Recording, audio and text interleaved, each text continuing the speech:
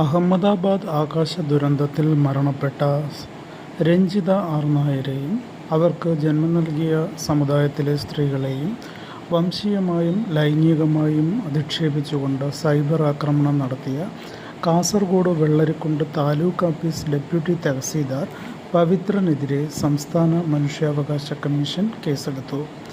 ഈ വിഷയം സംബന്ധിച്ച് ഇന്നലെ പവിത്രനെതിരെ JVP എന്ന സംഘടനയുടെ കോർഡിനേറ്റർ ബഹുമാനപ്പെട്ട നാഷണൽ ഹ്യൂമൻ റൈറ്റ്സ് കമ്മീഷൻ വഴി സംസ്ഥാന മനുഷ്യാവകാശ കമ്മീഷന് പരാതി നൽകിയിരുന്നു.